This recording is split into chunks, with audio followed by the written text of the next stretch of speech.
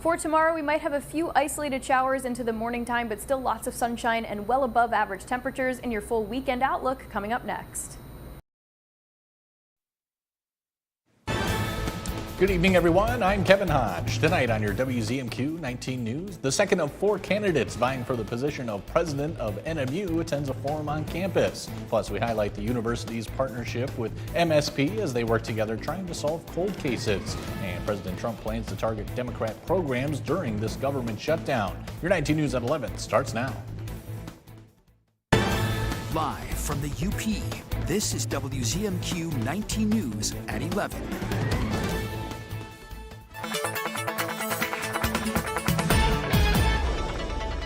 And a first look at your forecast on this Thursday night. It's almost the weekend, and if you're enjoying these temperatures, we have much more of that on the way for this first weekend of October. But for tonight, we will see those temperatures still well above average for the overnight lows, upper 50s, even mid 60s. These are closer to some of the daytime highs that we should be seeing at this time of the year, so definitely not your October 2nd or 3rd type of weather. So mid 70s for us for tomorrow. There might be a brief shower in the morning, but overall the weekend looking beautiful. I'll have all those details in just a few minutes.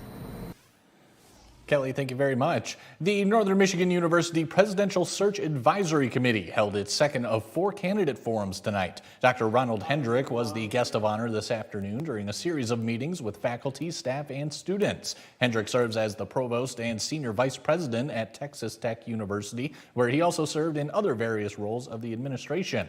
Hendrick's focus at Texas Tech included advancing academic success and scholarship diversity. That connection to community is really part of my DNA from my schooling and through the other work that I've done. So that's another piece that really resonates with me. Being able to work at a place that's closely connected to the place it's located and the people there.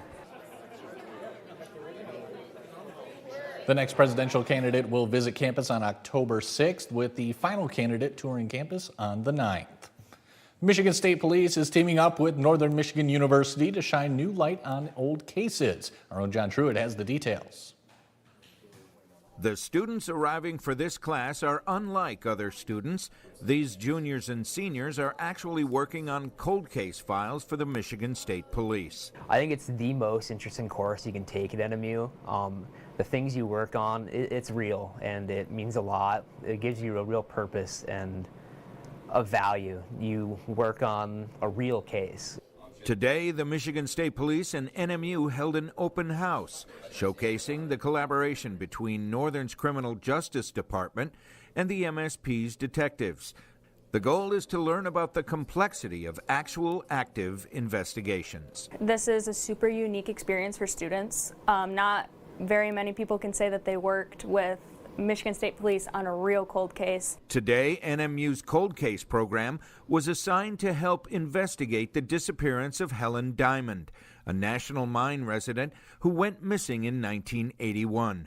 Her granddaughter is grateful for the renewed interest in the case. She left, started walking down the main road in National Mine, and was never seen again. A super challenging case, and like I said, to have some resources and to have all that brain power of these students who were just so bright and asking the best questions and all the right questions. I feel like they know what they're doing. The cold case program at NMU is unique among universities offering criminal justice degrees. We're the only program in the state of Michigan that actually provides our program as a permanent course offering. In Marquette, John Truitt, WZMQ 19 News.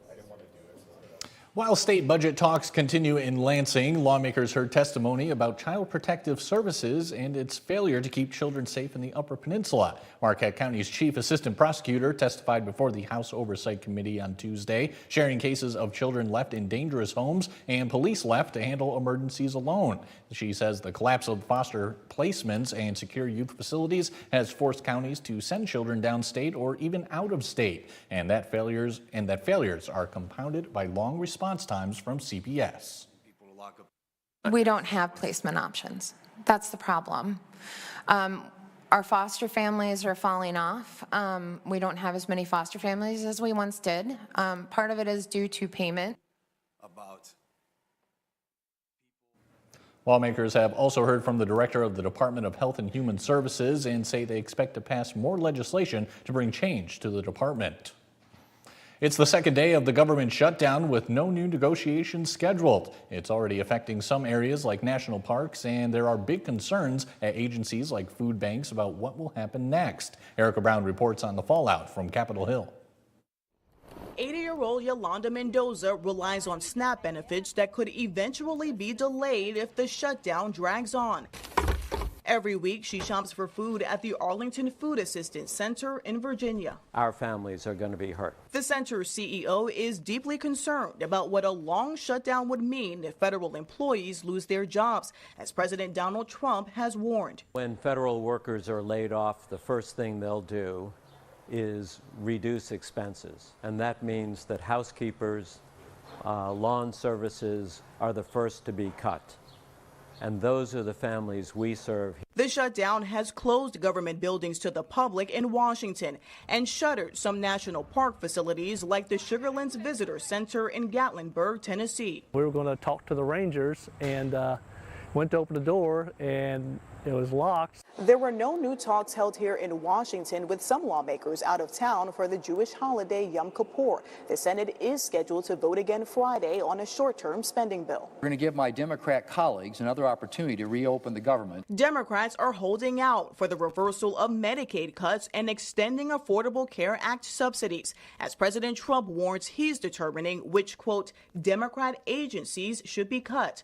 The largest union representing federal workers is suing to prevent any layoffs. Not one time have anyone equated firing an employee in conjunction with a furlough. Hundreds of thousands of federal employees have already been furloughed.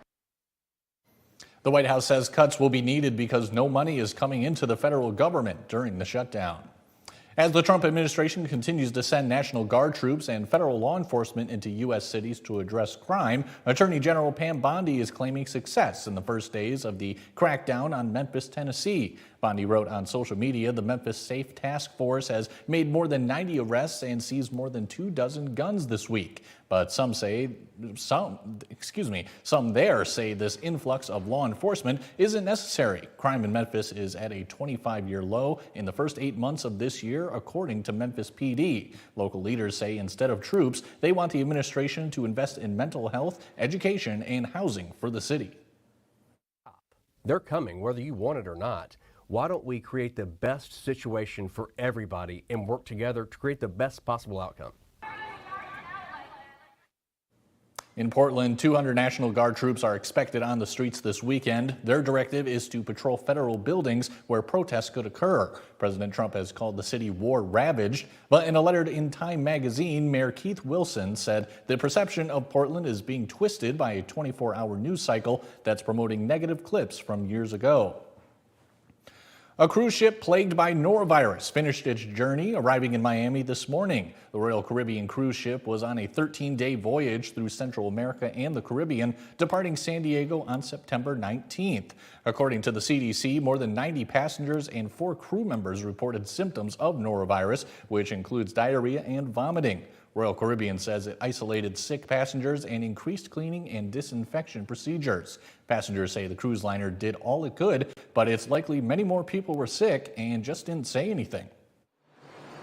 I figured there were more because I talked to a lot of friends, and a lot of them were sick as well, and none of them reported it, because if you report it, they quarantine you and you end up in your stateroom. So half the people probably didn't report it. There is no antiviral treatment for norovirus, so if you get sick, it's just about treating the symptoms and making sure that you stay hydrated. According to the CDC, this is the 19th gastrointestinal illness outbreak on a cruise ship so far this year. That's already more than all of last year.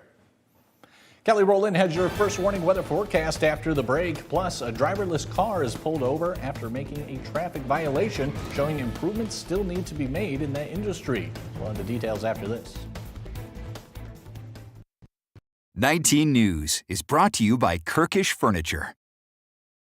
Looking for a car that won't fall apart on the way home? Bam! Come to John's Auto where cars are clean, run great, and don't smell like french fries. Does your car need a tune-up?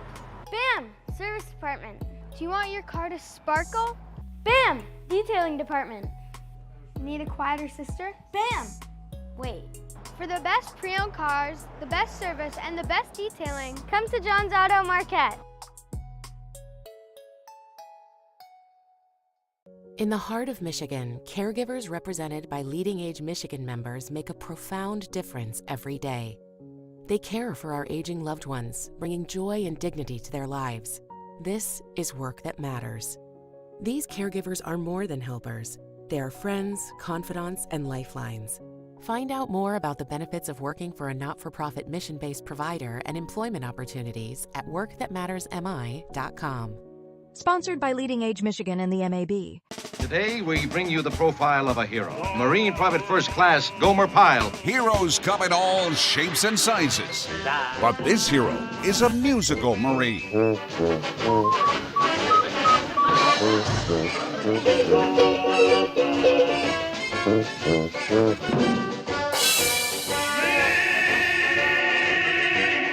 Gomer Pyle. Weeknights at 9:30 on MeTV 19.1. Pure Outdoor is the first program dedicated to increasingly popular outdoor and eco sports. Individual and adventurous. Journey to the world's most exotic, breathtaking locations. Pure Outdoor. Escanaba reporter Lily Simmons on WZMQ 19 News. Now, WZMQ TV 19 First Warning Weather with meteorologist Kelly Rowland. Welcome back. We are taking a look at this current streak of rainless days. We're on day 10 when the current record to beat is 11 days. So if we make it to tomorrow, we'll tie it, and then we could take that #1 spot for this year. Now, this is just rain, didn't go back to the winter time for snow. Just wanted to keep it into the warmer months. But we also this week broke a record high temperature, so it is kind of a record-breaking type of week, and I say that because we still could see some more record-breaking temperatures for this weekend. Record for today, 87. Back in 1992, we did hit 78, so well above average, just not record-breaking by any means. But Saturday, we could see those temperatures into the lower 80s, and we could break a record. I think it's 81, but we will see about that. First Warning Weather Futurecast. This really shouldn't be too much of an issue for you tomorrow. Actually, we do need the rain going on day 10, currently without it, so we will take any rain we can get. It won't impact your plans too much, so that's why I'm kind of welcoming it in for you. Just really will impact that tomorrow morning time frame, but then Saturday, Sunday, we'll clear the cloud cover out, we'll clear the rain out, and things are on the dry side. And the future rain too, really not even showing too much, maybe 1/10 of an inch scattered across the Upper Peninsula for that time frame late tonight into tomorrow morning. But then we tack on Saturday, Sunday, really not much is changing. We could see up to 2/10 of an inch of rain even before the weekend. So we cleared out just in time for your weekend. Now, we did see some possibilities of northern lights last night, but there was some cloud cover. We still could see it tonight. Actually, right now is a good time to get out and view it. Also, the earlier end of that 10 p.m. to 2 a.m. time frame is also a good time. So if you missed the 10 p.m., maybe just get out and see if it's out right now. And it could have some more flares at some points during that 2 a.m. time. But the reason why we're seeing kind of an increased amount of activity in those aurora borealis viewings is because we are in what's called a solar maximum right now. It's a solar cycle that happens every 11 years. There's an increased frequency of sunspots, solar flares, and CMEs, which is coronal mass ejections. Really all this boils down to is it gives us more opportunities to see the northern lights because there's just more activity going on interacting with the sun and the earth. So that benefits us greatly. And back down to earth now for your day tomorrow. If you're headed out to see any of these high school football games, headed to Escanaba, Lance, or Menominee, really nice. Not necessarily going to need the blankets, not the hot chocolate just yet, but there will be plenty time in the season to get those colder temperatures. We will keep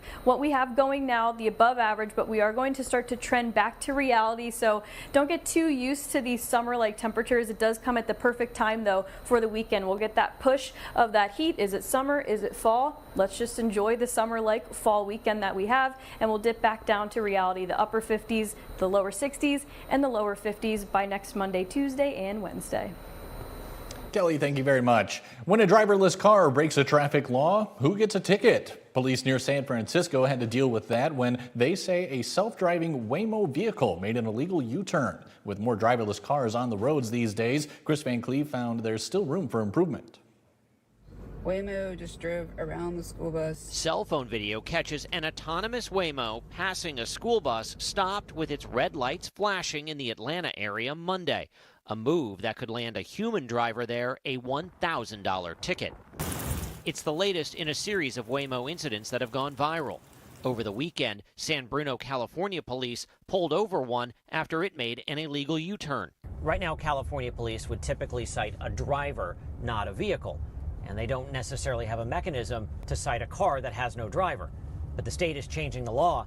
Next year, these driverless cars will be able to get tickets just like people. Waymo, owned by Google's parent Alphabet, offers driverless rides in 5 cities with plans to expand. So we're getting on the freeway. Last year, we got an exclusive look as Waymo was testing on Arizona freeways. It's really about never making a mistake, driving defensively, and predicting things that can go wrong. Is that the bar, never making a mistake? So the bar is to make as few mistakes as possible. The company argues its own safety data shows 91% fewer serious injury crashes and 92% fewer crashes injuring a pedestrian compared to a human driver, but acknowledges the vehicles are still learning, saying we continuously refine our system's performance to navigate complex scenarios. Are the self-driving cars being held to a higher standard? I think they need to be held to a higher standard. Former NTSB Chair Robert Sumwalt.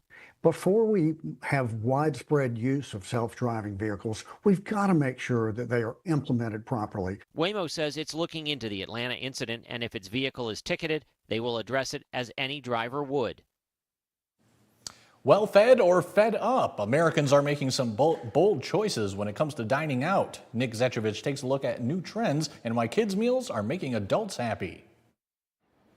If there's one thing diners are noticing, it's right there on the bill.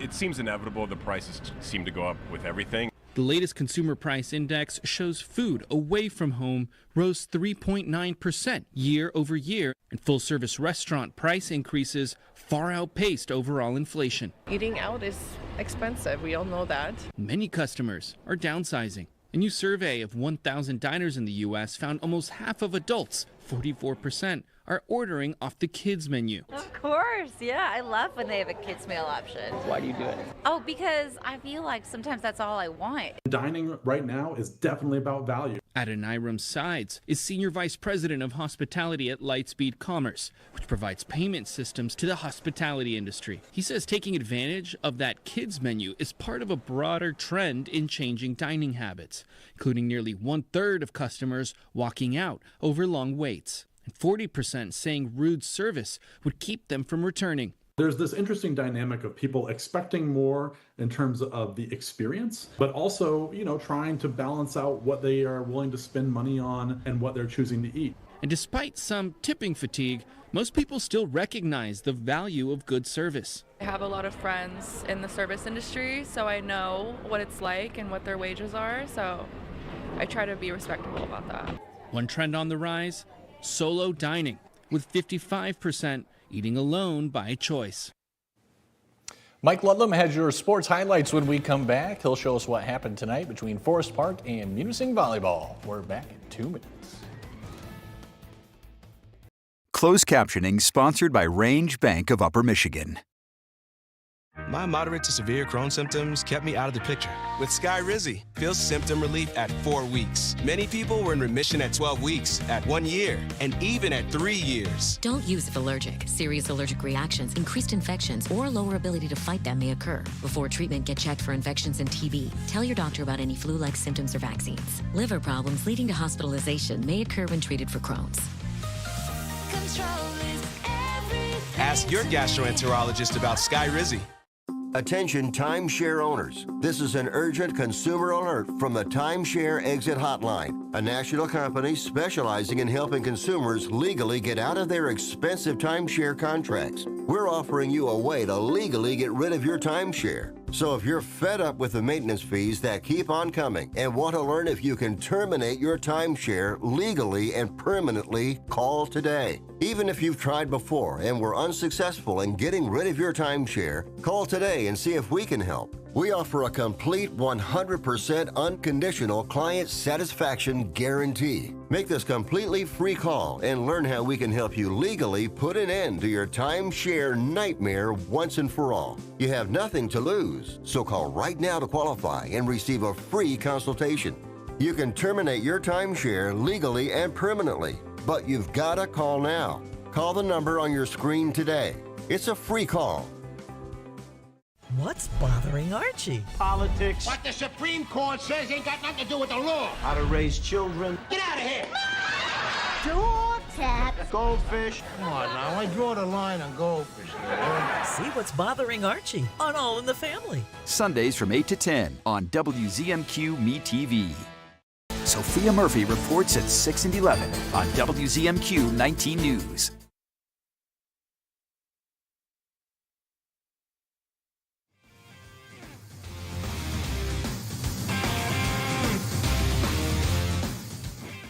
Good evening, everyone. Whose bullpen would blink first? Well, you could probably consider that a pretty good question in the American League Wild Card Series between Detroit and Cleveland. If you thought Detroit might in Game 3 of this series, you might have been right, but that was not the case today. To that big city by the shores of Lake Erie we go, and we are off to the races in the third inning as Kerry Carpenter will bounce one past the first baseman down foul territory, and the Tigers are going to get a run on this play and take a 1-0 lead. Cleveland would tie the score in the fourth, so let's go ahead to inning number 6, where Dylan Dingler gets a hold of one a little bit up in the strike zone, and that one is over the fence for a solo home run, 401 feet they measured that one at, I believe. Oh, there's my answer right there. And the Tigers have a 2-1 lead. Then in the 7th, Wenzel Perez would put one into right field, and 2 runs are going to score on this play, and the Tigers are looking pretty good, up 4-1. But we are not done in inning number 7 because Spencer Torkelson will find this one and take it to left field. That will get a run across the plate, and the Tigers would have a 5-1 lead. Heck, let's make it 6. Well, why not? Riley Green will step in, and he puts this one into the outfield. Another run crosses, and the Tigers are looking okay, up 6-1. But in the bottom of the 8th, Will Vest didn't have bad pitching. It was the fact that he had trouble catching this bouncer on the play, and 2 runs would score for Cleveland. However, Jose Ramirez would be called safe at second, but this replay shows no. You are not safe. You are out. Go sit down. Thank you very much. And the Tigers would get the victory here on the last ground out, and they are the winner of the series 6-3 and 2-1. Let's hear from AJ Hinch and Dylan Dingler. I think just sweet is enough. I don't think it needs to be any sweeter than what it feels like right now, because you have to earn these wins. You have to earn the opportunity to play in October. You got to earn a full series win over a good team, a hot team, a team that we know well. But I'm so proud of Dylan. I'm proud of our team. You got to fight, and we did. I was scratching and crawling a little bit this series, and I was able to get a pitch to hit and able to do a little bit of damage, but yeah, the momentum, I feel like the momentum in the series was the biggest thing. So congratulations to the Detroit Tigers. They advanced to the American League Divisional Series against the Seattle Mariners. Lots of partying tonight. Now let's turn to high school volleyball. Number 1 teams both in action tonight. We'll start in Division 4 right there. Forest Park in the near court is number 1 against number 5 Munising. And Josie Anderson will get the kill here for the Trojans. They roar out to an 8-0 lead in set number 1. On the next point for Munising, Sage Anderson, Carissa Dietzman to Hayden Bayer off the block for the kill. Mustangs are on the board trailing 8-1. Dietzman recently went over the 1,000 assist mark for her career. Now, Josie Anderson did a couple of aces for the Trojans. This one made it 14-4 Forest Park, timeout Munising. We'll catch up in the middle of this sequence as the ball's bouncing all over the place. And the next thing you know, Forest Park's Evie Anderson is denied by Bowerman, Eddie Bowerman, for the point. Forest Park, though, still led 16-5. If I recall correctly, Forest Park's number 7, Ava Fisher, is the defending Division IV Offensive Player of the Year. There's one reason why. Trojans won the first set 25-13. Forest Park will stay number 1 in the UP Division IV ranks with a 3-1 victory over Munising. Let's go to Kingsford, where this is tricky. The Flivers are on the left against the Negaunee Miners. And Delaney Gladwell will put this one away thanks to Eliana Park. First set 5-0 Negaunee.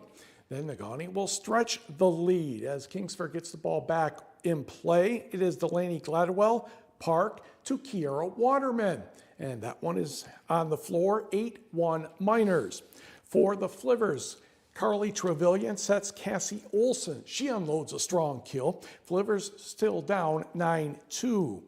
The Miners wrap up the first set with a service ace, 25-8. But as we all know, volleyball has momentum changes that cannot be understood sometimes. A service ace for the Flivers, either Adeline Normand or Maya Brunswick there.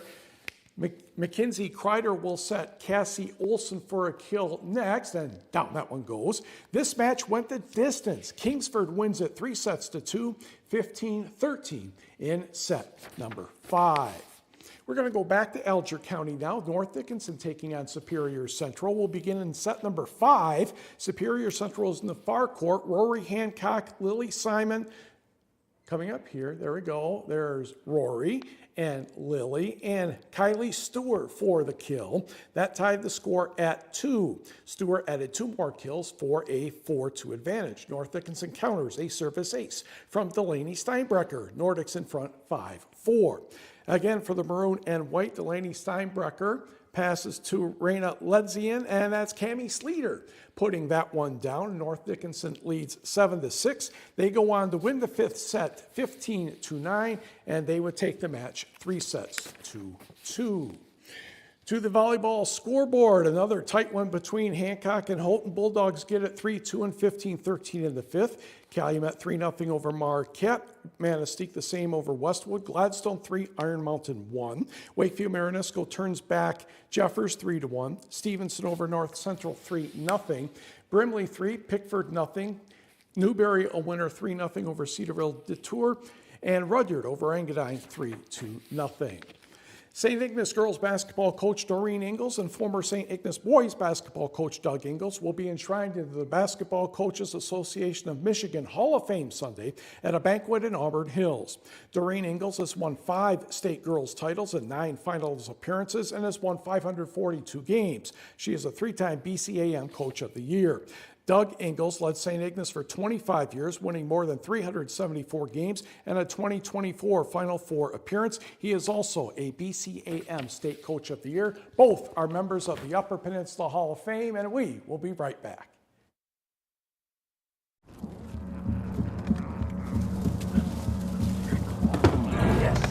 Yes. Oh, hi. I suppose you're wondering what an A-list celebrity like me is doing in a place like this. You must know, I'm saving the world. Oh, hi, Beth. Yep, saving the world again. Did you know that 40% of all the food produced in the United States is thrown away? That means everything that went into that food, the pesticides, the water, the land, was all for nothing. Just look at this perfectly good food thrown in the trash. The pizza with extra Cheerios, these goldfish and Band-Aid tacos. And just look at this perfect trash burger. This pasta dog looks delicious. You don't have to dumpster dive like Ed Begley Jr. to save the planet. Fight food waste by shopping smart and using what you buy before it gets trashed. That's way better. Ooh, arugula. Do your part and find out other world-saving tips at betterthaned.org. The Shortlist, a countdown show that's all sports. See the greatest names and the greatest games in all sports. Sports fans love it, and you will too. That's The Shortlist, only from SSN, the Cindy Sports Network. I'm Sophia Murphy at the Capitol in Lansing, only on WZMQ 19 News. Tonight's sports is brought to you by the Window Store. The Window Store Home Improvement Center is your clear choice for quality products and expert installation. We have a thorough and seamless process, start to finish. From the moment you meet our friendly staff, you'll be amazed by their attention to detail. Our team of experienced professionals take pride in their work, and with our 2-year warranty on all installations, you'll have peace of mind knowing your investment is protected. Plus, we service the entire Upper Peninsula. Your clear choice is the Window Store.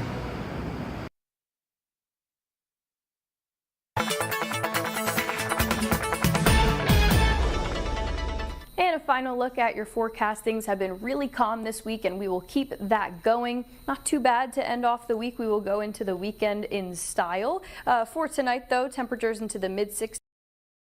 What is supposed to look like our daytime highs, but tomorrow we'll see temperatures reaching the lower 80s, especially out to Ironwood, Iron River, into Lance, Iron Mountain. Really beautiful summer-like ahead, and it'll be even better for the weekend. We might have an isolated shower or two to start things off tomorrow morning. Really shouldn't give us too much of an issue, and even if there's a brief downpour, we should clear that out, and we're looking really dry for really the next 7 days. And for the next 6 to 10 days for those temperatures, we'll actually start to trend fairly average. We did get spoiled with a decent stretch of well above average temperatures. We're even still seeing the benefits of that on our 7-day. The weekend, A++, a summer-like fall weekend, maybe a bit breezy, but that'll actually feel nice for your Sunday. And then we plummet down to the 60s and the 50s, so make sure you get those plans set for a lovely weekend ahead.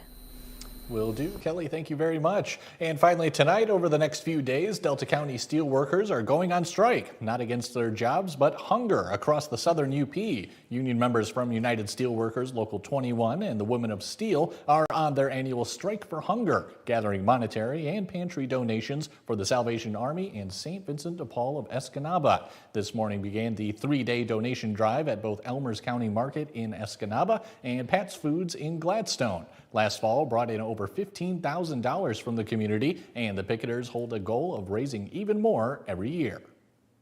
We always try to beat the record. I always say, we always try to do a little bit more each year. No donation is too small, so if you can help us out, we'd really appreciate it. Through Saturday, both groups will be outside each location from 7 a.m. until 9 p.m. That's all we have, folks. We'll see you tomorrow.